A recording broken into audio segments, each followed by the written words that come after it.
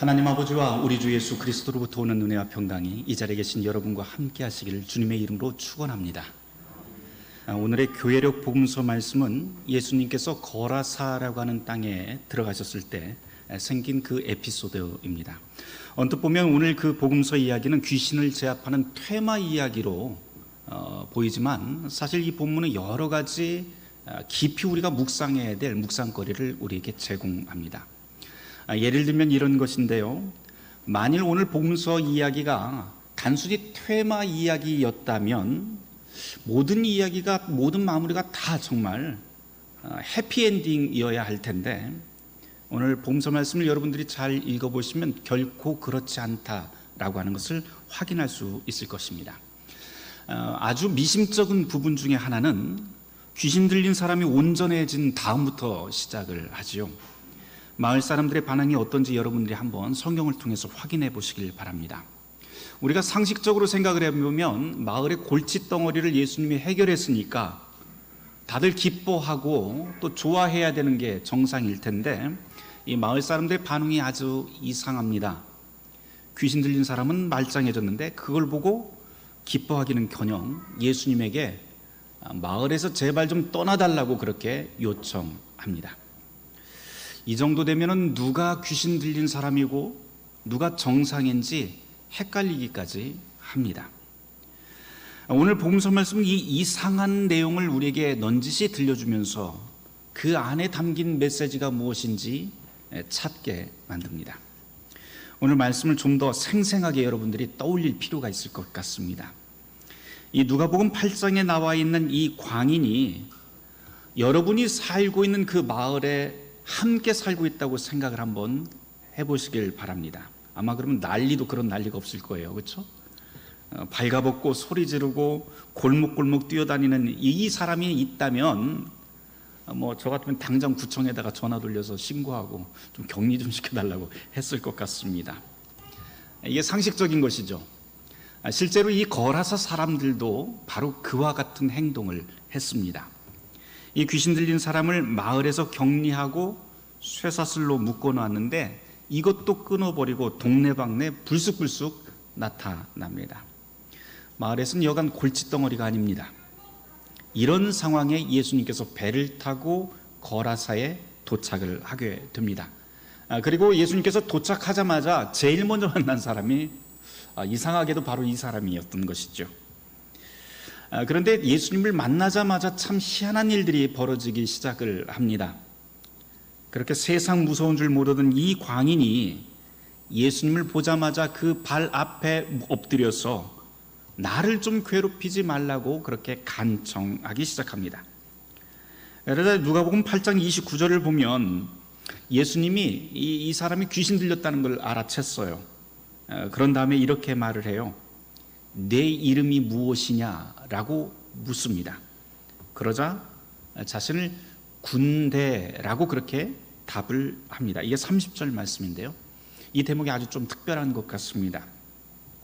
군대, 여기서 헬라어로 보면 레기온이라고 되어 있는데요, 이 고대 로마에서는, 예수님 살던 이 시대에서는 이 레기온이라고 하는 군대라고 하는 말은 6,000명으로 구성된 로마 군단을 뜻하는 단어였습니다.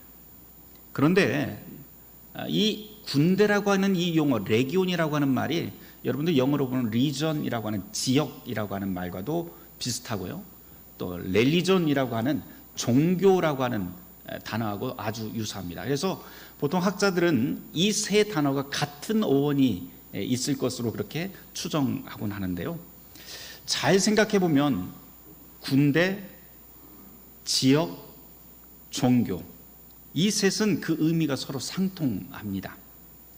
6,000명 정도 되는 로마 군단이 한 지역에 주둔을 하게 되면 그 지역의 문화와 또 상권이 완전히 다 변하게 돼요.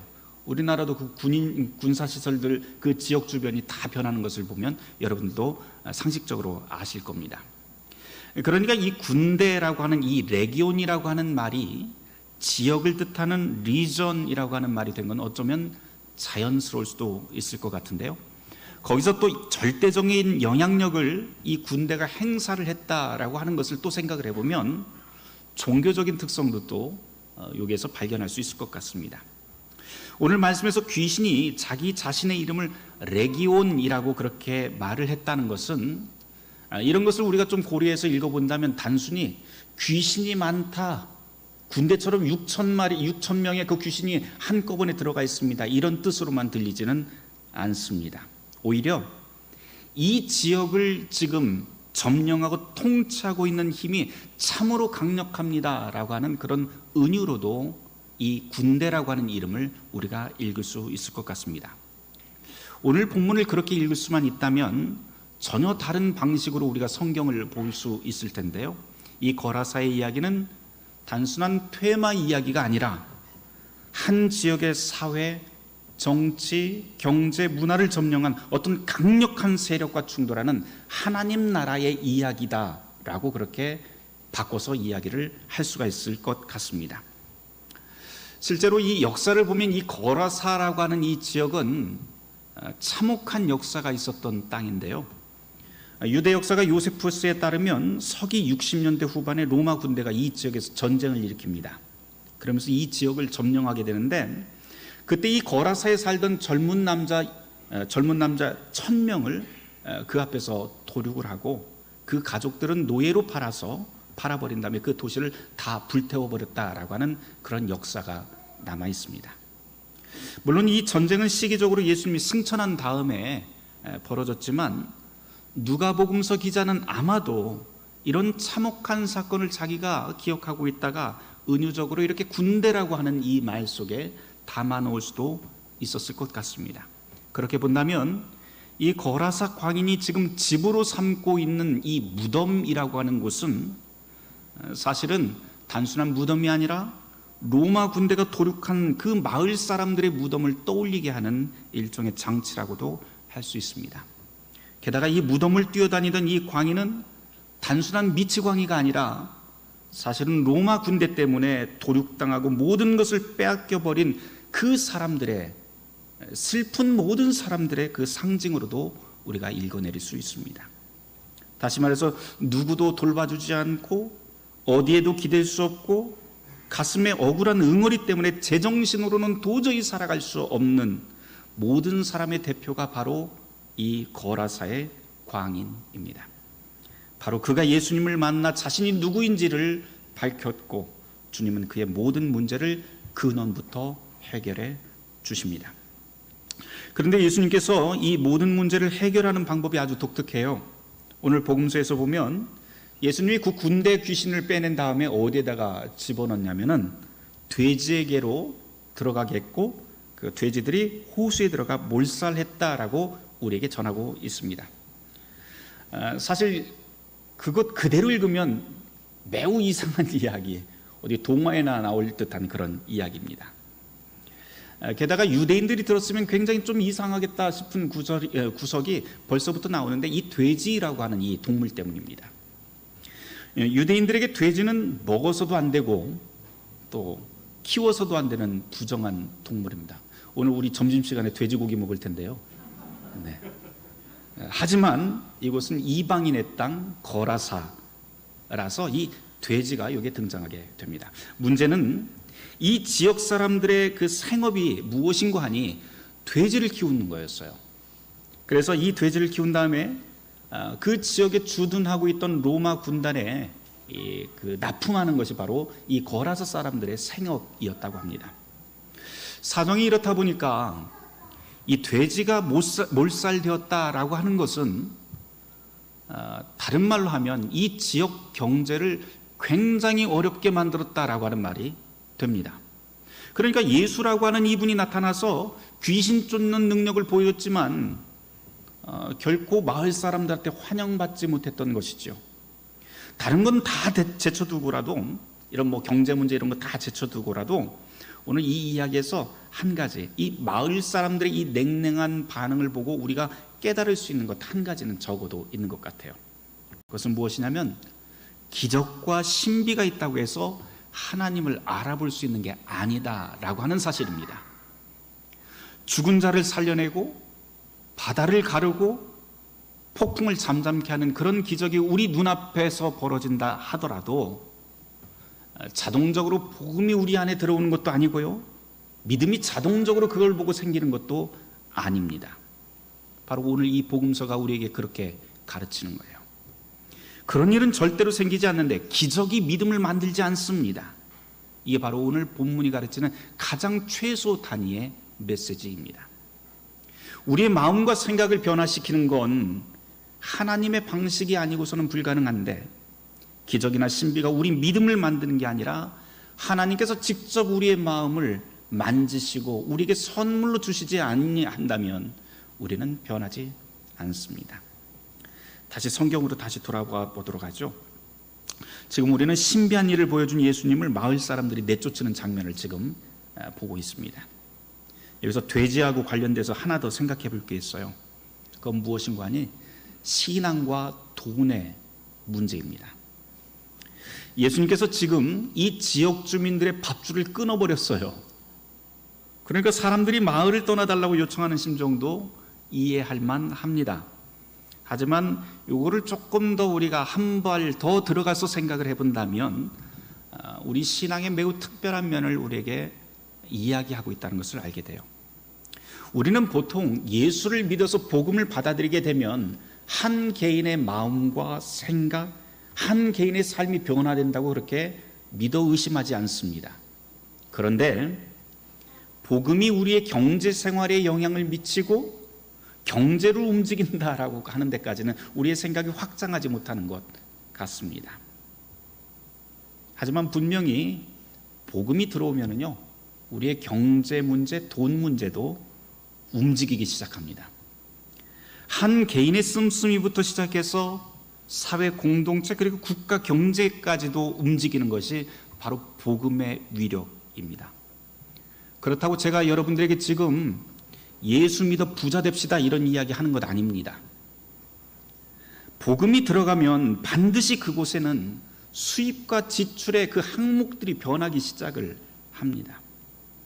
어떤 때는 엉뚱한 지출이 줄기도 하고요, 또 이전에 없던 새로운 지출 항목이 생기기도 합니다.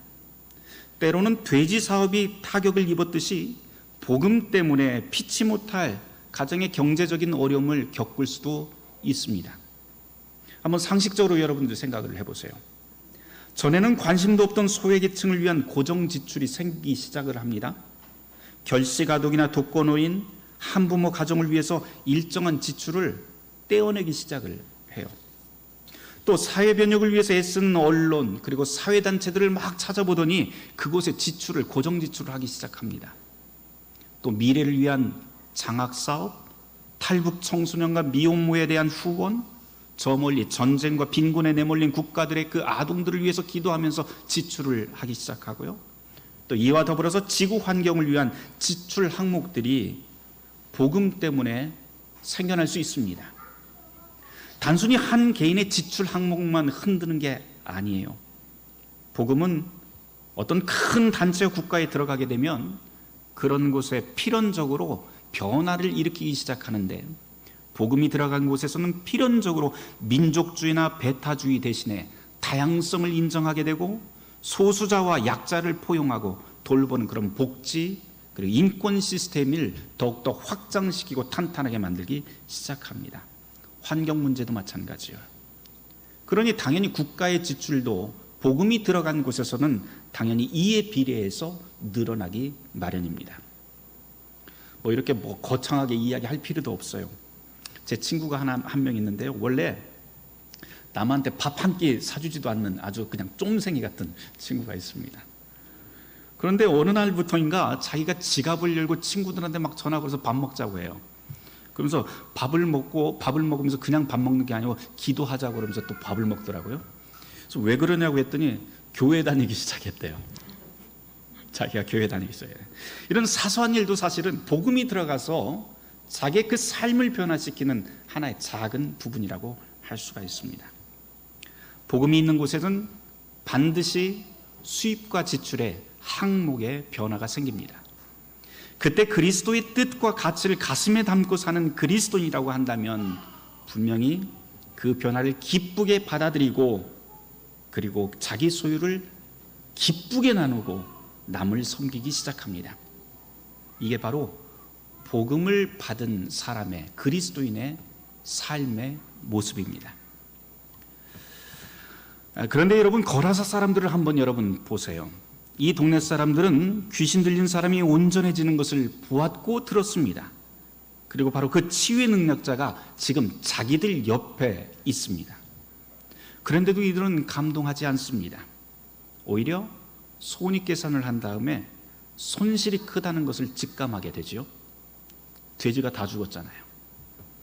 그런 손실의 미래를 보고 이들은 심히 두려워합니다.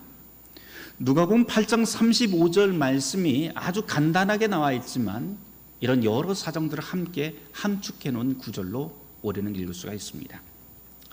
예수 믿은 전후를 비교해 봐서 자기의 그 수입과 지출 항목에 변화가 없다면 그것도 내 신앙생활에 문제가 있다라고 하는 적신호입니다. 마태복음 6장 21절에 보면 아주 유명한 구절이 하나 나오죠. 물질이 있는 곳에 마음이 있다. 사실 돈과 신앙의 문제는 별로 상관이 없는 것으로 여러분들이 생각할지 모르겠지만 사실은 성경에서 굉장히 자주 언급되는 하나의 주제입니다.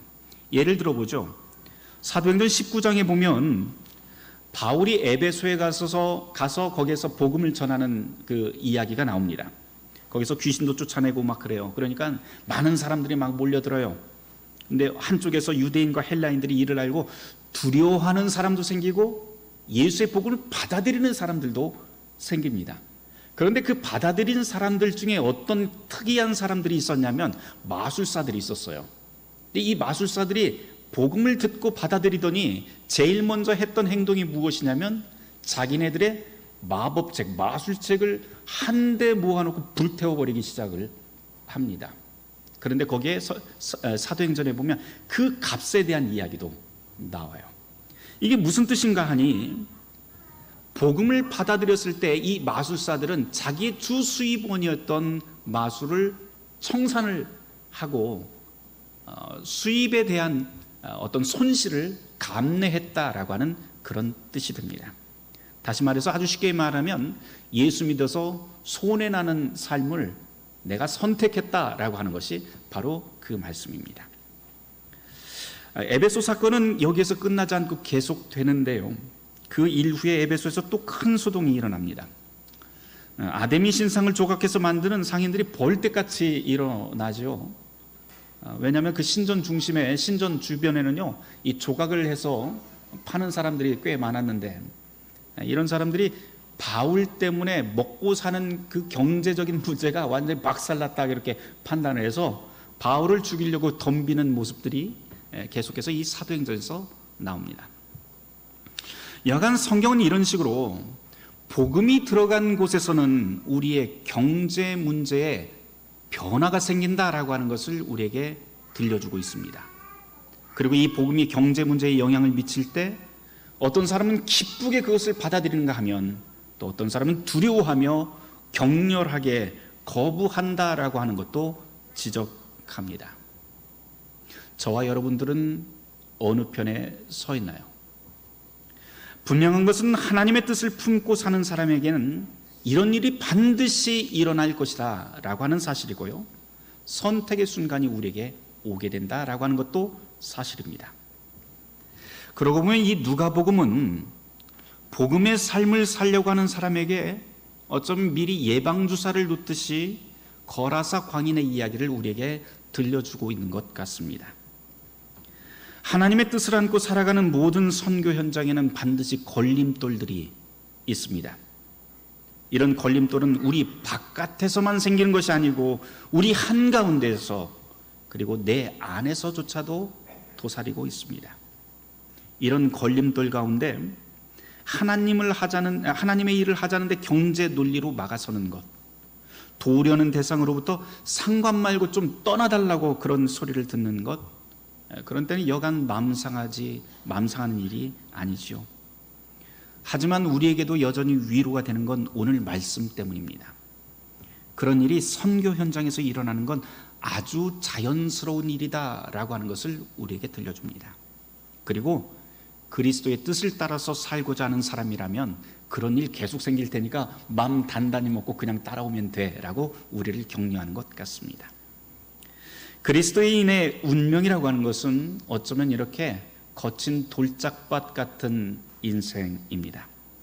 하지만 이 모든 것을 해소하고도 남을 만한 값진 것이 오늘 이 말씀 속에서는 남아있는데요, 본문 35절을 보면 이렇게 되어 있어요. 귀신 나간 사람이 옷을 입고 정신이 온전하여 예수와 함께 있기를 간구하더라. 이런 구절이 있습니다. 예수를 만나기 전에는 미친 사람처럼, 정말 제정신이 아닌 사람처럼 사람답지 못한 삶을 살다가 예수를 만나서 온전하여지고 사람다워집니다. 이 사람을 향해서 예수님이 바란 요청이 딱 한 가지예요. 39절 말씀인데요, 우리 같이 찾아서 함께 누가복음 8장 39절 말씀을 읽어보도록 하겠습니다. 같이 읽어보죠. 집으로 돌아가 하나님이 너에게 어떻게 큰 일을 행하셨는지를 말하라 하시니 그가 가서 예수께서 자기에게 어떻게 큰 일을 행하셨는지를 온 성내에 전파하니라. 이 사람이 예수를 만난 시간을, 그 시간의 분량을 따져보면 아주 순간이에요. 겨자씨만큼 아주 작은 순간에 해당합니다. 그런데 이 작은 만남의 순간이 인생 전체를 통째로 바꾸어 버립니다. 그리고 남은 인생을 모두 다 이 만남의 증언자로 살게 됩니다. 이와 더불어서 우리가 함께 더 묵상을 해볼 것은 이 39절 말씀을 잘 깊이 묵상을 해보면요, 또 한 가지 사실을 알게 됩니다.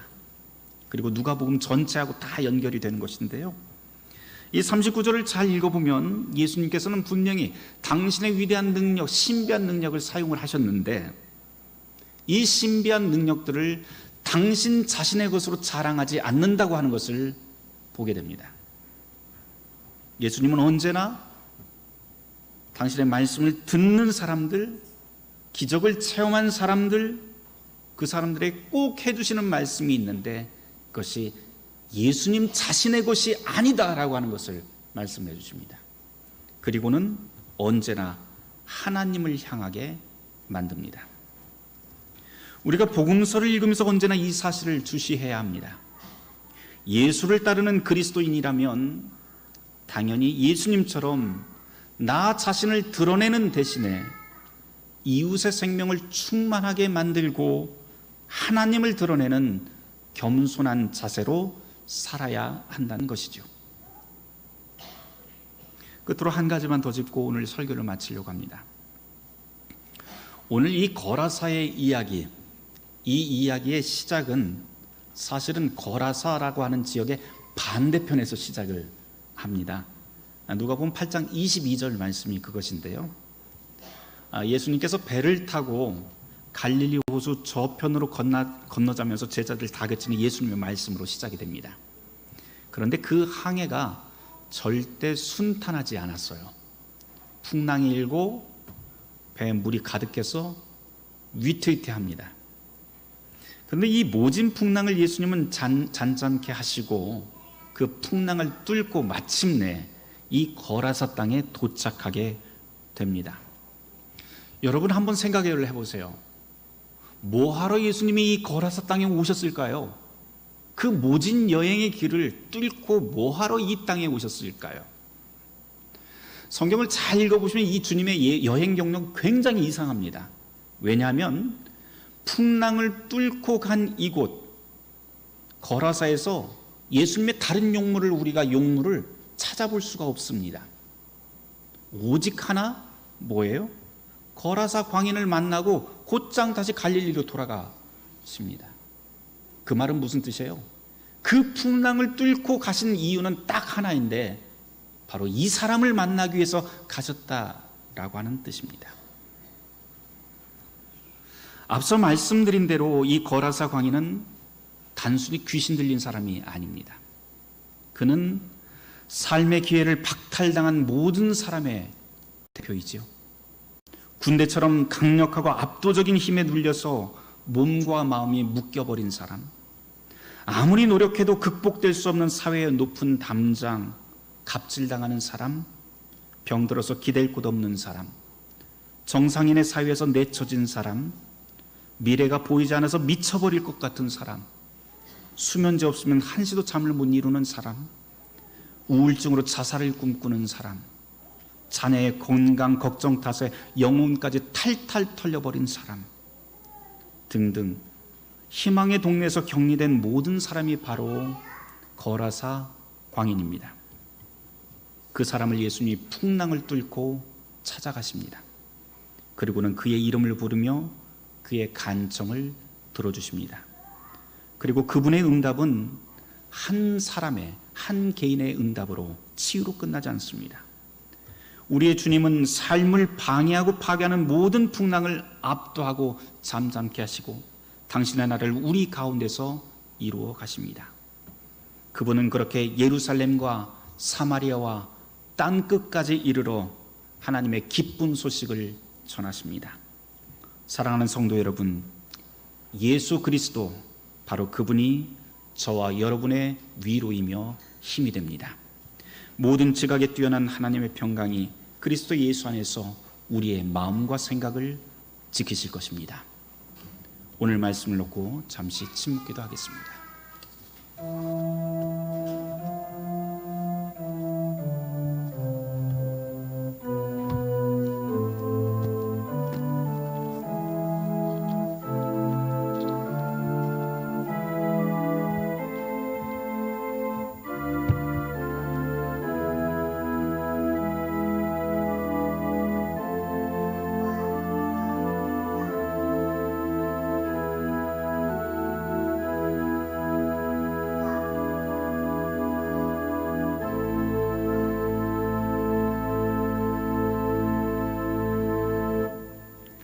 우리를 찾아 우리를 위로하고 힘을 주시는 주님, 이 시간 주님의 복음을 듣습니다.